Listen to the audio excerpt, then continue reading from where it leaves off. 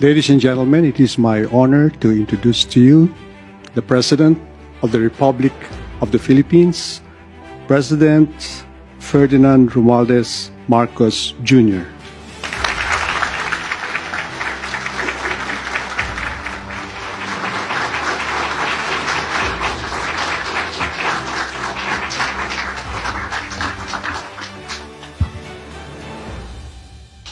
Please be seated. Thank you, Secretary Ben Jokno, all the members of the Cabinet of the Philippines, Mr. John Tuttle, the Vice Chairman of the New York Stock Exchange, and for those kind words from Mr. Sabin Aboitis, the convener of the Private Sector Advisory Council.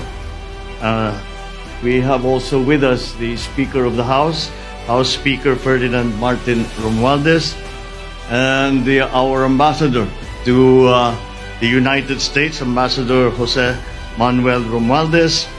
Also with us is our permanent ambassador to the UN, Ambassador Antonio Lagdameo Sr. And I would be remiss if I did not, of course, include in my greetings the First Lady, Lisa Araneta Marcos. Distinguished guests here today, ladies and gentlemen, good afternoon. On behalf of the Philippine delegation, I wish to express our gratitude to the New York Stock Exchange for inviting us here today. I consider it an engagement of invaluable opportunity to share with you how we are further opening up our economy to accelerate our recovery. Bouncing back from the pandemic, the Philippine economy has seen robust growth since last year and has returned to its path toward upper middle income country status, achievable, we believe, within the next few years. Against this backdrop, we have increased the scope for mutually beneficial investments that would mean more jobs and a better quality of life for Filipinos. For investors, doing business in the Philippines is an opportunity to reap the benefits of a vibrant economy. We are proud to share that we recently enacted policies to further liberalize our economy and welcome more foreign investment to our shores.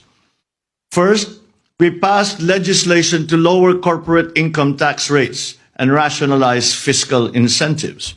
Second, we reduced the minimum paid-up capital requirements for foreign retailers and foreign startups, bringing in advanced new technology.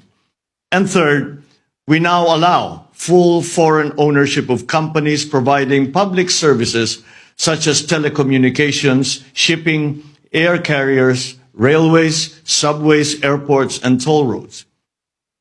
The United States and the Philippines have strong and enduring ties in trade and commerce, among many other areas of cooperation.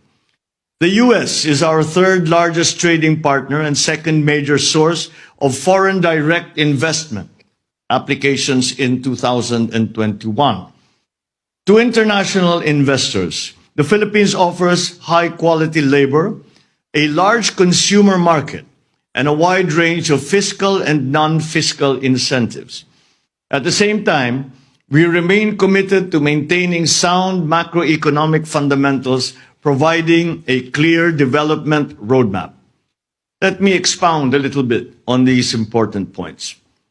First, sound macroeconomic fundamentals. Our gross domestic product is projected to grow by 6.5% to 7.5% this year, by 6.5% to 8% from 2023 to 2028. The employment situation has improved following the temporary disruption caused by the pandemic. The unemployment spike of 17.6% in April 2020 fell drastically to 5.2% in July this year, the lowest record for all July rounds of our labor force survey since 2005. Manufacturing activity has accelerated, staying above the growth threshold of 50 for the past 7 consecutive months and settling at 51.2 last August. Trade is back to double-digit growth, with demand for trade partners boosting our exports, and with domestically situated firms importing more inputs in anticipation of rising demand.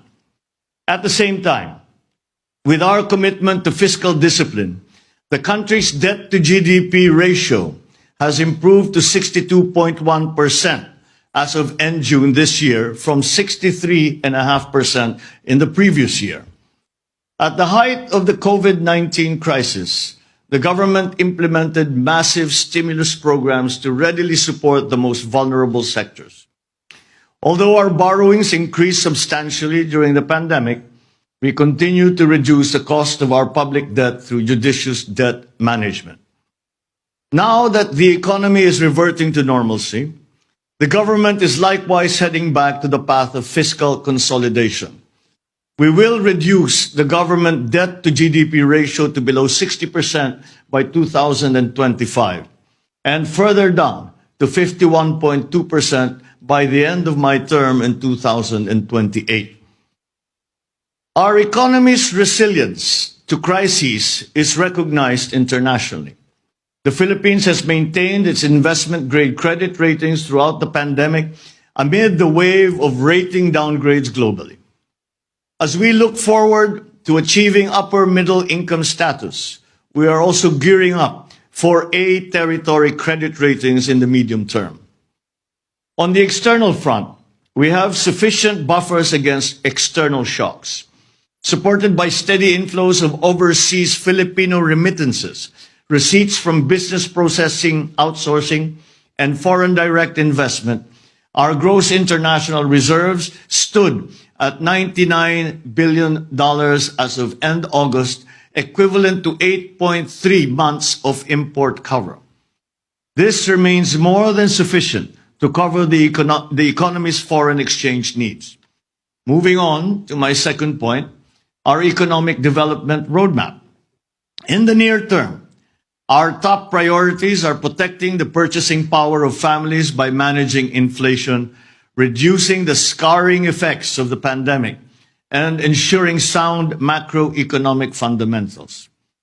Thus, we are implementing policies that enhance food security, transport, reduce energy costs, and logistical costs, strengthen social protection, and enhance the quality of education and skills training of our workers. As we pursue our short-term agenda, we build the foundations for a stronger, more inclusive future. Our medium-term agenda includes reducing the poverty rate to single digits by 2028 and undergoing an industrial transformation through which science, technology, and innovation and sustainability will drive our industries. In all our endeavors, the private sector must be a partner. We seek partnerships in many areas of our development agenda. In public infrastructure, such as mass transit systems, airports, toll roads, in public services, in digitalization initiatives, in the energy development agenda, in efforts to modernize agriculture, and in programs aimed at strengthening our industries, to just name a few. For American businesses, we offer investment opportunities in areas such as information technology and business process management, or IT BPM, medical products and devices, electric vehicles and batteries, agribusiness and telecommunications infrastructure and services. Despite external headwinds, the Philippines' economy's resilience, reinforced by sound policies and decisive leadership, makes us confident about our future. Over the past few decades, as the Philippines transformed into one of the most promising emerging markets, the United States has been among our steady partners. For that, we are truly grateful. At the same time, American companies doing business in the Philippines have benefited significantly from our economic successes. I wish to emphasize that the Philippines is keen to continue nurturing the ties that help produce mutual benefits for both our economies, our organizations, and our peoples. Let us achieve many more milestones together.